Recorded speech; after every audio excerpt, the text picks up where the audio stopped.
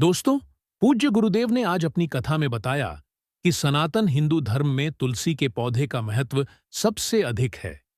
इसकी सबसे पहले पूजा भगवान विष्णु जी ने की थी। श्री हरि कहते हैं, जिस प्रकार देवी लक्ष्मी से वैकुंठ को ऐश्वर्य प्राप्त है, उसी प्रकार वैकुंठ में तुलसी के कारण ही पवित्रता प्राप्त है। पृथ्वी लोक पर जिस स्थान पर भी तुलसी का पौधा होगा, उस स्थान पर कभी बुराई का वास नहीं होगा। ऐसा स्थान सबसे अधिक पवित्र होगा। इसी कारण से हमें हमारे घर में तुलसी का पौधा अवश्य ही लगाना चाहिए। तुलसी के पास दीपक जलाने से क्या होता है? इसे गुरुजी ने एक प्राचीन महान कथा के माध्यम से बताया, जो भगवान श्री कृष्ण ने देवी सत्यभामा को सुनाई है। दोस्तों, एक समय की बात है। देवी सत्यभामा भगवान श्री कृष्ण के पास आकर उनसे पूछने लगी, हे स्वामी, आपने मुझे तुलसी के पौधे को जल देने का महात्म्य सुना दिया है, लेकिन तुलसी के पास दीपक जलाने का क्या महात्म्य है? रोज शाम को तुलसी के पास दीपक क्यों जलाया जाता है? इससे मनुष्य को कौन सा फल प्राप्त होता है? तुलसी के पास दीपक जलाने की विधि क्या है? तथा दीपक लगाते समय कौन से मंत्र का उच्चारण करना चाहिए? कृपया आप मुझे विस्तार से बताइए। भगवान श्री कृष्ण कहते हैं, हे देवी, आज तुमने समस्त संसार के कल्याण की भावना से बहुत ही उत्तम प्रश्न किया है। तुम्हारे इस प्रश्न का उत्तर देने से पूर्व मैं तुम्हें एक प्राचीन इतिहास सुनाता हूं, जिससे तुम्हें तुम्हारे सभी प्रश्नों के उत्तर मिल जाएंगे। शाम को तुलसी के पास दीपक जलाने से जो फल मिलता है, उसी का वर्णन मैं इस कथा में करूंगा। इसीलिए तुम इस कथा को ध्यानपूर्वक सुनना। इस कथा को ध्यान से पूरा सुनने मात्र से ही मनुष्य को 100 वर्षों तक तुलसी के पास दीपक जलाने का पुण्य प्राप्त होता है। देवी सत्यभामा कहती है, हे प्रभु, मैं कथा को सुनने के लिए उत्सुक हूं। कृपया आप इस कथा को मुझे सुनाइए। मैं इस कथा को ध्यानपूर्वक सुनूंगी। तब भगवान श्री कृष्ण देवी सत्यभामा को वह कथा सुनाने लगते हैं। हे देवी, पूर्वकाल की बात है। दक्षिण देश में तुंगभद्रा नाम की एक बहुत बड़ी नदी है। उसी नदी के किनारे हरिहरपुर नाम का एक अत्यंत सुंदर नगर बसा हुआ है। उसी नगर में हरि दीक्षित नाम के एक ब्राह्मण निवास करते थे। वे अत्यंत गुणवान, चरित्रवान, धर्म कार्य करने वाले तथा वेदों के मार्ग पर चलने वाले थे। उन्होंने समस्त शास्त्रों का अध्ययन किया हुआ था। उसी ब्राह्मण की एक पत्नी थी, जिसे लोग दुराचार कहकर पुकारते थे, क्योंकि उसके कर्म ही उसके नाम के अनुसार थे। वह सदैव ही अपने पति को अपमानित करती थी। अपने पति के लिए कुवाच्य कहती थी। पति को भयंकर दुख देती थी। पति के लिए कभी भोजन नहीं बनाती थी। उसने अपने पति के साथ कभी शयन नहीं किया, कभी उसके साथ प्रेम से व्यवहार नहीं किया। पति के मित्र और परिवार के लोग घर पर आते तो वह स्त्री उनको अपमानित करके भगा देती थी और स्वयं काम भाव से उन्मत्त होकर निरंतर अन्य व्यभिचारिणी स्त्रियों के साथ घूमती रहती थी।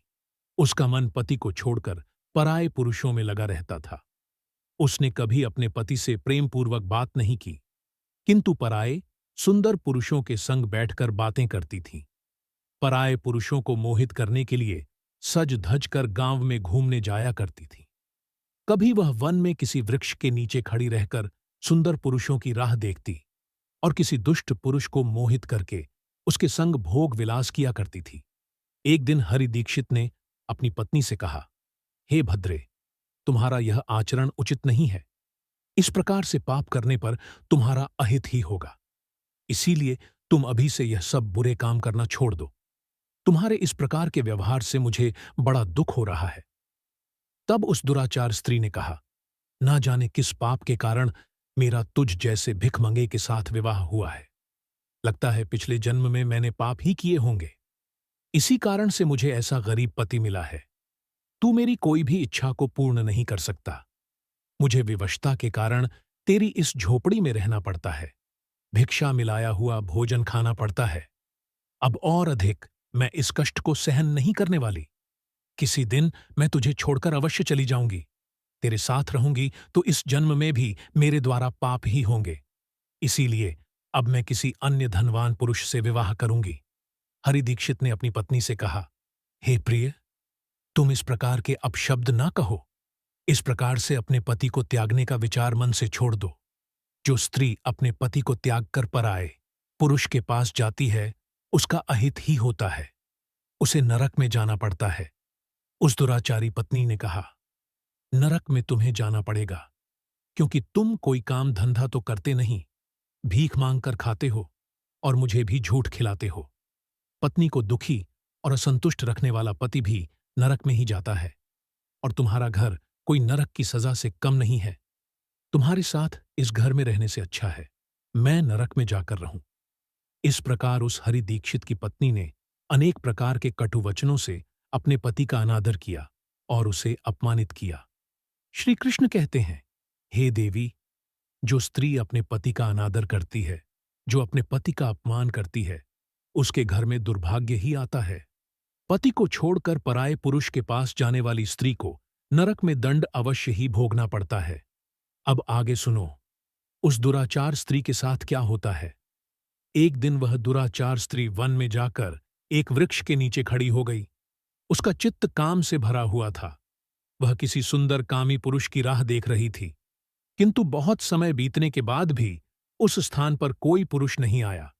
इसीलिए वह अत्यंत दुखी हो गई और प्रियतम की खोज में इधर-उधर देखने लगी। उस दिन उसका सारा परिश्रम व्यर्थ हो गया। वह वहां खड़ी होकर वह नाना प्रकार की बातें कहकर विलाप करने लगी। हाय हाय, आज तो इस मार्ग से कोई भी सुंदर पुरुष नहीं आया। अब मैं कैसे अपनी काम शांति करूं? आज की रात कैसे बीतेगी? कौन मेरे इस सुंदर शरीर का उपभोग करेगा? मेरी जवानी और सुंदरता तो अकारण ही नष्ट हो रही है। कोई भी इस सुंदर शरीर को पाने की कामना नहीं करता। अब मैं कहाँ जाऊं? कौन मुझे अपनाए? कौन मेरे साथ भोग विलास करेगा? मेरा पति तो मूर्ख है, किंतु अब ऐसा लगता है कि संसार ही मूर्ख पुरुषों से भरा पड़ा है। कोई भी इतनी सुंदर स्त्री को पाने की कामना नहीं कर रहा है। मैं तो इतनी सुंदर हूं कि देवता भी मुझे पाने की इच्छा करेंगे, लेकिन यह संसार तो पापी और तुच्छ पुरुषों से भरा पड़ा है, जो मुझ अप्सरा जैसी सुंदर स्त्री को दुर्लक्ष्य कर रहा है। हे भगवान, कोई सुंदर, बलवान और पराक्रमी नर हो तो उसे मेरे पास भेजिए। चाहे वह मेरा भक्षण भी कर लेगा तो भी मैं प्रसन्नता से उसका आलिंगन कर लूंगी। भगवान श्री कृष्ण कहते हैं, हे देवी, इस प्रकार से वह स्त्री जोर जोर से विलाप करने लगी। उसी जंगल में एक भयानक बाघ निवास करता था। उस पापिनी स्त्री की आवाज सुनकर वह जाग गया और उछलकर उस स्त्री का भक्षण करने के लिए उसके पास आ गया। उस बाघ का नाम था ध्वंस। ध्वंस का रूप अत्यंत भयानक था। उसका शरीर काले और नारंगी धारियों से युक्त था, जो जंगल की छाया में घुल मिल जाता था। उसकी आंखें अंगारे की तरह लाल थीं, जो अंधेरे में भी चमकती थीं। उसके जबड़े से लंबे तीक्ष्ण दांत बाहर निकले हुए थे, जो किसी भी जीव को चीरने के लिए पर्याप्त थे। उसकी गहरी गर्जना पूरे वन में गूंजती थी, जिससे आसपास के जीव कांप उठते थे। ध्वंस की लंबी मजबूत पूंछ उसकी ताकत का प्रतीक थी। वह अपनी मांसल बलिष्ठ टांगों से जंगल में तेजी से दौड़ सकता था। ध्वंस का पूरा शरीर शक्तिशाली मांसपेशियों से भरा हुआ था, जिससे वह एक ही झपट्टा में अपने शिकार को धराशायी कर सकता था। उसकी नाक से बार बार गर्म सांसें निकलतीं, मानो वह हर पल अपने अगले शिकार की तलाश में हो। ध्वंस का एकमात्र लक्ष्य उन पापी और दुराचारी लोगों का भक्षण करना था, जिन्हें उसकी नियति ने उसे सौंपा था। उस भयंकर बाघ को अपने सामने खड़ा हुआ देखकर उस स्त्री के पसीने छूटने लगे। वह भय से थर-थर कांपने लगी। वह स्त्री कुछ करती। इतने में ही उस बाघ ने अपने पंजे से उसे घायल कर दिया और वह स्त्री जमीन पर गिर पड़ी। जमीन पर गिरते ही वह स्त्री चिल्लाते हुए बोली, अरे बाघ, तू किस लिए यहां पर आया है? मुझे क्यों मार रहा है? मैं यहां पर अपने प्रियतम को खोज रही थी। तू मुझे छोड़ दे। मेरा भक्षण करके तुझे क्या मिलेगा? उस स्त्री की यह बात सुनकर वह भयानक बाघ क्षण भर के लिए रुक गया और हंसते हुए बोला, हे दुष्टा, आज विधाता ने तुझे मेरा ग्रास नियुक्त किया है। तुझ जैसी पापिनी स्त्रियों का भक्षण करना ही मेरा काम है। तभी मुझे इस शरीर से मुक्ति मिलेगी। वह स्त्री कहने लगी, हे बाघ, तुम कौन हो? मुझे सच सच बताओ, तुम्हें किस कारण से बाघ होना पड़ा और तुम मुझ जैसी स्त्रियों का भक्षण क्यों करते हो? पहले मुझे सारी बात बताओ और फिर मेरा भक्षण करो। फिर ध्वंस नाम का वह बाघ कहने लगा, हे पापिनी, मैं तुम्हें मेरे पूर्व जन्म का वृतांत सुनाता हूं कि किस कारण से मुझे बाघ होना पड़ा। पूर्व काल में दक्षिण देश में अमलापाहा नाम की एक पवित्र नदी बहती थी। उसी नदी के तट पर मुनिपर्णा नाम की एक नगरी बसी हुई थी। यह नगरी अपने सुंदर मंदिरों, शांत वातावरण और धार्मिक अनुष्ठानों के लिए प्रसिद्ध थी। वहां एक ब्राह्मण का परिवार निवास करता था। मैं उस परिवार में जन्मा था। मेरा नाम वेदानंद था। मेरे पिता एक आदर्श ब्राह्मण थे, जो यज्ञ हवन और धार्मिक अनुष्ठानों का पालन करते थे। उस बाघ ने आगे कहा, हे स्त्री, मैंने अपनी किशोरावस्था में वेदों का अध्ययन किया और यज्ञ आदि धार्मिक कार्यों में पारंगत हो गया। लेकिन जैसे जैसे मैं बड़ा हुआ, मेरे मन में धन का लोभ बढ़ता गया। अनेक यज्ञों का आयोजन किया, लेकिन वे यज्ञ धार्मिक उद्देश्य से नहीं, बल्कि धन सह के थे। मैं पापियों के था, जो धर्म थे और उनके भोजन करता था। मैंने धन के लोभ में उनके अन्न कार्यों का समर्थन भी किया। धर्म के मार्ग भटकते हुए मैंने उन वस्तुओं का दान भी स्वीकार किया जिन्हें ब्राह्मण नहीं लेना चाहिए। मेरा मन इतना लोभ हो गया था कि मैं बहाने दूसरों से धनता और फिर भी वापस नहीं करता। मैंने अनेक प्रकार के छल कपट किए और इस प्रकार पाप करते हुए कई वर्ष बीत गए। समय के साथ मेरा शरीर कमजोर हो गया, बाल सफेद हो गए, आंखें धुंधली हो गईं और मुंह के दांत गिर गए। परंतु धन का लोभ अब भी मेरे मन से नहीं गया और मैं पाप करता रहा। उस बाघ ने अपने दुख भरे स्वर में आगे कहा, एक दिन धन के लालच में मैं फिर से नदी के किनारे गया। वहां मैंने अन्य धूर्त ब्राह्मणों के साथ मिलकर लोगों को ठगा। हम सभी ने झूठे मंत्रों का उच्चारण किया और बिना विधि विधान के ही देवी देवताओं का पूजन किया। इसका उद्देश्य कि केवल अधिक से अधिक धन दान में प्राप्त करना था। हमने लोगों को धर्म के नाम पर धोखा दिया। उस दिन मैंने काफी धन एकत्र किया, लेकिन उसी समय मेरे साथ एक भयानक घटना घटी। मैं उसी दिन नदी के तट पर बैठा हुआ था। तभी एक बीमार और भटकता हुआ कुत्ता मेरे पास आया।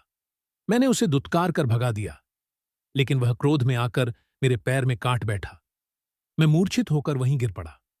उसी क्षण मेरे प्राण निकल गए। मेरी मृत्यु के बाद यम के 2 दूत प्रकट हुए। वे काले और भयानक रूप वाले थे और उनके हाथों में जंजीरें थीं। उन्होंने मुझे पकड़ लिया और यमपुरी की ओर ले गए। यमपुरी में मुझे यमराज के सामने खड़ा किया गया। यमराज ने अपने दिव्य सिंहासन से चित्रगुप्त को आदेश दिया कि वे मेरे कर्मों का लेखा जोखा प्रस्तुत करें। चित्रगुप्त ने बड़े ही गंभीर स्वर में कहा, हे धर्मराज, यह ब्राह्मण जिसका नाम वेदानंद था, ने अपने जीवन में घोर पाप किए हैं। इसने धर्म के नाम पर लोगों को ठगा, झूठे मंत्रों का उच्चारण कर यज्ञ किए और भगवान का अपमान किया। यह धन के लालच में धर्म से दूर हो गया। इसने कभी भी धर्म का पालन नहीं किया। इसीलिए यह पापी ब्राह्मण नरक जाने के योग्य है। फिर यमराज ने अपने दूतों को आदेश दिया, इस पापी को नरक की अग्नि में डाल दो। यह वहां जाकर अपने कर्मों का फल भोगे। इसके बाद मुझे नरक की भयंकर अग्नि में डाल दिया गया। वर्षों तक मैंने वहां की यंत्रणा सहन की। मेरी आत्मा को भयंकर पीड़ा सहनी पड़ी। अनेक वर्षों की सजा के बाद मेरे पापों के कारण मुझे बाघ का शरीर प्राप्त हुआ और मैं इस दुर्गम वन में निवास करने लगा। ध्वंस ने अपनी कहानी को समाप्त करते हुए कहा, अपने पूर्व जन्म के पापों का प्रायश्चित करते हुए मैंने संकल्प लिया कि मैं कभी भी महात्मा साधु पुरुष या सती स्त्रियों का भक्षण नहीं करूंगा। मैं केवल उन पापियों, दुराचार और कुलटा स्त्रियों का ही भक्षण करता हूं जिन्होंने अपने जीवन में अधर्म के मार्ग पर चलकर दूसरों को दुख दिया है। मुझे विश्वास है कि ऐसा करने से मुझे मेरे पापों से मुक्ति मिलेगी और मैं इस शरीर से जल्द ही मुक्त हो जाऊंगा। श्री कृष्ण कहते हैं, हे देवी, इस प्रकार से उस बाघ ने अपने पूर्व जन्म का वृत्तांत सुना दिया और उस स्त्री से कहने लगा, हे पापिनी, तेरे आचरण से तू कुल्लटा दिखाई पड़ती है। अपने पति को छोड़कर तू इस वन में अन्य पुरुषों के साथ भोग विलास करने के लिए आई है। इसीलिए आज तू मेरा ग्रास अवश्य बनेगी। इतना कहकर उस बाघ ने अपने तीक्ष्ण नखों से उस पापी स्त्री को मारकर उसे खा लिया और फिर वह बाघ उस स्थान से चला गया। उस स्त्री की मृत्यु के बाद उस स्थान पर यम के 2 दूत प्रकट हुए और उस पापिनी स्त्री को उठाकर संयमनी पुरी में ले गए। वहां पर उसे यमराज के सामने खड़ा किया गया। फिर चित्रगुप्त ने उस स्त्री का लेखा जोखा निकालते हुए यम से कहने लगे, हे धर्मराज, यह स्त्री तो अत्यंत पापिनी है। इसने घोर पाप किए हैं। इसने व्यभिचार किया है। इसने अपने पति की कभी सेवा नहीं की। अपने पति को भूलकर पराए पुरुषों के संग भोग विलास किया करती थी। उसके पापों को सुनकर यमराज अत्यंत क्रोधित हो गए और उन्होंने उस स्त्री को अग्नि से भरे हुए कुंडों में डालने का आदेश दिया। यमराज के आदेश को सुनकर वह स्त्री अत्यंत भयभीत हो गई और फिर वह दुराचार स्त्री यमराज से कहने लगी, हे धर्मराज, कृपया मुझे मेरे पापों के लिए क्षमा करें। मैंने यह अनजाने में पाप किए हैं। कृपया मुझे प्रायश्चित का अवसर प्रदान करें। यमराज कहते हैं, हे स्त्री, तुमने जो पाप किए हैं वे निंदनीय हैं। तुम्हारे पापों के लिए कोई प्रायश्चित नहीं है। जो स्त्री अपने पति का त्याग करती है, अपने पति को छोड़कर पराय पुरुष के संग विहार करती है, उसे निश्चित ही नरक में जाना पड़ता है। इसीलिए अब तुम्हें नरक की यातनाएं भोगनी ही पड़ेगी। फिर यमराज ने अपने दूतों से कहा, हे दूतों, इस पापी स्त्री को ले जाओ और इसे भयंकर नरकों में डाल दो। यह उसी के योग्य है। फिर यम के दूत उस स्त्री को नरक में ले जाते हैं। फिर अनेक वर्षों तक उसे जलते हुए तेल के कुंड में पकाया गया। फिर उसे निकालकर रर्व नामक नरक में डाल दिया गया। इस प्रकार से उसे अनेक वर्षों तक अलग अलग नरकों में डाला गया। नरक में कष्ट भोगने के बाद वह महापापिनी स्त्री पुनः पृथ्वी लोक पर आकर चांडा के रूप में उत्पन्न हुई। चांडाल के घर में जन्म लेकर वह फिर से अनेक पाप करने लगी, व्यभिचार करने लगी, अनेक पापी पुरुषों के संग विहार करने लगी। फिर कुछ समय बाद पूर्व जन्म के पापों के कारण उसे कोढ़ का रोग हो गया और वह भयानक पीड़ा सहन करने लगी। उसका अंगंग जलने लगा, उसके नेत्रों में पीड़ा होने लगी। इस दुख को सहन करती हुई वह दिन बिताने लगी। फिर एक दिन वह तीर्थ में स्नान करने के उद्देश्य से अंतपुर में चली गई। वहां पर वह एक आश्रम के बाहर निवास करने लगी। उस आश्रम में एक तुलसी का पौधा था। अन्य स्त्रियों को वहां पर तुलसी के पास दीपक जलाते हुए देखकर उस पापी स्त्री को बड़ा आश्चर्य हुआ। फिर एक दिन वहां पर निवास करने वाले एक साधु से उस स्त्री ने पूछा, हे साधु महाराज, यह कौन सा पौधा है और यह स्त्रियां इसके नीचे दीपक क्यों जला रही हैं? तब उस साधु ने कहा, हे कल्याणी, यह अत्यंत पवित्र तुलसी का पौधा है। इसके दर्शन करने मात्र से ही संकटों का नाश होता है। इस तुलसी को जल देने से देवी देवताओं की कृपा प्राप्त होती है तथा इस पवित्र पौधे के पास दीपक जलाने से समस्त पाप नष्ट होते हैं। उस साधु की बात सुनकर उस स्त्री को बड़ी प्रसन्नता हुई और उसने साधु से कहा, हे साधु महाराज, यदि कोई अत्यंत पापिनी स्त्री भी इसके पास दीपक जलाएगी तो उसके पाप नष्ट होंगे। क्या वह साधु कहते हैं, हे पुत्री, यह सत्य है। यदि किसी स्त्री ने घोर पाप भी किए हो तब भी उसके पाप नष्ट होते हैं। उसके सभी जन्मों के पाप भी तुलसी के पास दीपक जलाने से नष्ट होते हैं। किंतु हे पुत्री, तुम कौन हो और किस कारण से यह प्रश्न पूछ रही हो? वह स्त्री कहती है, हे साधु महाराज, मैं महापापिनी हूं। मैंने व्यभिचार किया है तथा अनेक प्रकार के पाप किए हैं। मेरे पापों के कारण ही मेरी ऐसी दुर्दशा हुई है। कृपया मुझे पापों से मुक्ति का उपाय बताइए। साधु कहते हैं, हे पुत्री, अब से तुम नित्य इस तुलसी के पास दीपक जलाओ, तुम्हारे समस्त पाप और दोष समाप्त हो जाएंगे। उस साधु की बात सुनकर उस पापी स्त्री ने भी वही किया। उसने तुलसी के पौधे के पास एक दीपक जला दिया। इस प्रकार से वह स्त्री नित्य उसी स्थान पर तुलसी के पास दीपक जलाने लगी। फिर एक दिन वह स्त्री शाम के समय तुलसी के पास दीपक जलाने लगी तो उसी समय उसकी हृदय फटने से उसकी मृत्यु हो गई और वह वहीं जमीन पर पड़ी रही। फिर यमराज के दो दूत उस स्त्री को यमलोक ले जाने के लिए उस स्थान पर प्रकट हुए। जैसे ही यम के दूत उस पापी स्त्री को पाश में बांधकर ले जाने लगे, भगवान विष्णु के दो पार्षद उस स्थान पर प्रकट हुए। वे दिव्य पार्षद अत्यंत तेजस्वी और दिव्य आभा से युक्त थे। उनके शरीर से स्वर्णिम प्रकाश की किरणें निकल रही थीं, जो चारों ओर का अंधकार दूर कर देती थीं। उनका रूप इतना मोहक और दिव्य था कि उन्हें देखकर किसी का भी मन श्रद्धा से भर जाता। उनके चेहरे पर शांत मुस्कान थी, जो अपार करुणा और दया का प्रतीक थी। उनके वस्त्र रत्न जड़ित और रेशमी थे, जो नीले और सुनहरे रंग में चमक रहे थे, मानो स्वयं वैकुंठ का सौंदर्य उनके व्यक्तित्व में समाया हो। उनके कानों में सुनहरे कुंडल झूल रहे थे, जिनसे दिव्य संगीत की ध्वनि प्रतीत होती थी। उनके माथे पर तिलक और चमकती हुई बिंदी थी, जो उनके दिव्यता का सूचक थी। वे दोनों विशाल कद और बलिष्ठ थे। उनके हाथों में दिव्य गदा थी, जो न्याय और धर्म की शक्ति का प्रतीक थी। वे उस स्त्री को अपने दिव्य स्पर्श से मुक्ति का आश्वासन देने आए थे, जिससे उसके सभी पाप नष्ट हो सकें और उसे स्वर्ग की यात्रा का अधिकारी बना सकें। उन पार्षदों ने यमराज के दूतों को रोक लिया और कहने लगे, हे यमदूतों, इस स्त्री को तुम छोड़ दो। यह स्त्री नरक जाने के योग्य नहीं है। तुम किसके आदेश से ऐसा अधर्म कर रहे हो? फिर यम के दूत कहने लगे, हे पार्षदों, हम यमराज के आदेश से इस पापी स्त्री को उठाकर ले जा रहे हैं, किंतु आप हमें किस कारण से रोक रहे हो? यह स्त्री अत्यंत पापी है। इसे नरक में ले जाने की आज्ञा मिली है। यह सुनकर भगवान विष्णु के पार्षद मुस्कुराए और बोले, हे यमदू, तो तुम सत्य बोलते हो, लेकिन इस स्त्री का एक ऐसा पुण्य भी है जो इसके समस्त पापों को मिटा चुका है। क्या तुमने देखा नहीं कि इसने अपने जीवन में संध्या के समय तुलसी के समीप दीपक जलाया है?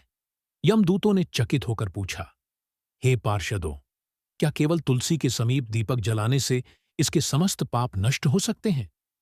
भगवान विष्णु के पार्षदों ने गहन दृष्टि से यमदूतों की ओर देखा और समझाया, तुम इस बात को नहीं समझते यमदू।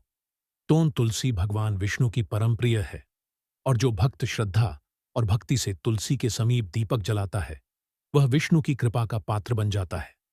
संध्या के समय दीपक जलाने का पुण्य अनंत गुना बढ़ जाता है, और यह न केवल उसके पापों को नष्ट करता है, बल्कि उसे स्वर्ग का अधिकारी भी बनाता है। इस स्त्री ने सच्चे मन से तुलसी का पूजन किया और दीपक प्रज्वलित किया है। इसी कारण इसके सारे पाप जलकर राख हो चुके हैं। अब यह नरक जाने के योग्य नहीं है। यमदूतों ने अपने हाथ जोड़कर कहा, हे पार्षदों, आप सत्य कह रहे हैं। हमें इसके भक्ति के बारे में जानकारी नहीं थी। यदि यह भगवान विष्णु की प्रिय भक्त है, तो इसे हम कैसे नरक ले जा सकते हैं? भगवान विष्णु के पार्षदों ने मधुर स्वर में कहा, इसीलिए हे यमदू, तो अब तुम लौट जाओ। इस स्त्री ने तुलसी की सेवा की है। वह उस दीपक की रोशनी में अपने सारे पापों को भस्म कर चुकी है। अब इसे विष्णु लोक में ले जाया जाएगा, जहां इसका स्वागत होगा। यह अब स्वर्ग की अधिकारी बन चुकी है। पार्षदों की बात सुनकर उन यमदूतों ने उस स्त्री को उसी स्थान पर छोड़ दिया और यमलोक लौट गए। वहां जाकर उन्होंने यमराज को सारा वृत्तांत सुना दिया।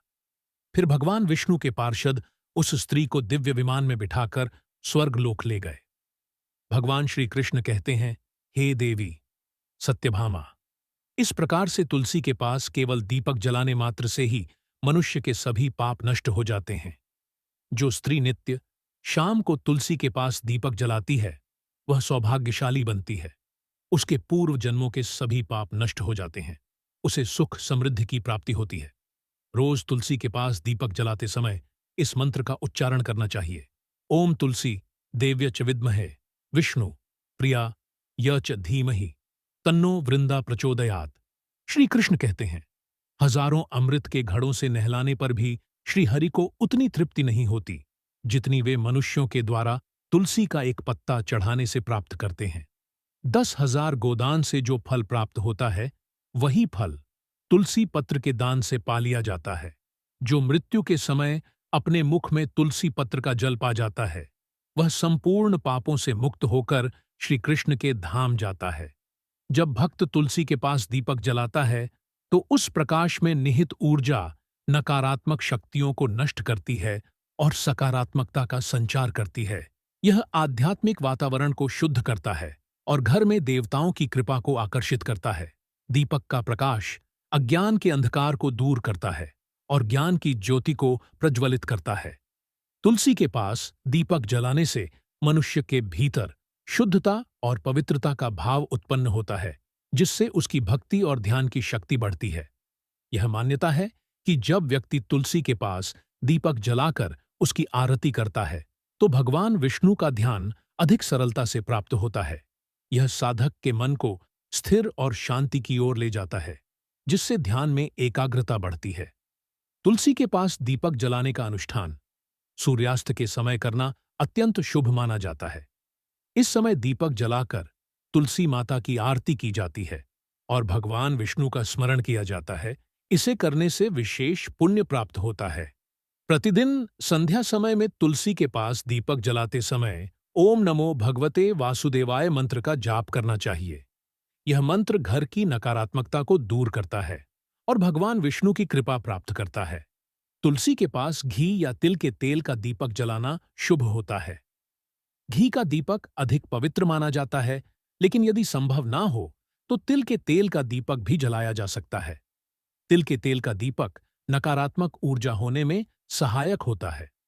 ऐसा कहा गया है कि जो भक्त प्रतिदिन तुलसी के पास दीपक जलाता है, उसे 7 जन्मों तक पुण्य मिलता है और वह कभी भी दरिद्रता का सामना नहीं करता। उसके घर परिवार में हमेशा सुख, शांति और खुशहाली बनी रहती है। धार्मिक ग्रंथों में वर्णित है कि तुलसी के पास दीपक जलाने से पितृदोष, गृह दोष और काल सर्प दोष जैसी बाधाएं भी दूर हो सकती हैं। इस उपाय से घर में नकारात्मक ऊर्जा का नाश होता है और सकारात्मक ऊर्जा का संचार होता है। तुलसी के पास दीपक जलाने से आत्मा की शुद्धि होती है और यह जन्म जन्मांतर के पापों का नाश करता है। इससे आत्मा को शांति मिलती है और व्यक्ति को सद्गति प्राप्त होती है। यह भी कहा गया है कि यदि कोई व्यक्ति जीवन के अंतिम दिनों में तुलसी के पास दीपक जलाकर भगवान का स्मरण करता है, तो उसे मृत्यु के बाद यमदूतों का भय नहीं रहता और उसे सीधे भगवान के धाम में स्थान मिलता है। तुलसी के पास दीपक जलाने से देवी लक्ष्मी का आशीर्वाद मिलता है, जिससे वह के जीवन में कभी आर्थिक संकट नहीं आता और हमेशा समृद्धि का वास रहता है। तो दोस्तों, इस प्रकार से भगवान श्री कृष्ण ने तुलसी के पौधे के पास दीपक जलाने का महत्व बताया है। आपको यह कथा कैसी लगी? कृपया कमेंट करके जरूर बताएं। जानकारी अच्छी लगी तो वीडियो को लाइक जरूर करें। कमेंट में हर हर महादेव या जय मां तुलसी जरूर लिखें। साथ ही चैनल को सब्सक्राइब करें। आप सभी का धन्यवाद।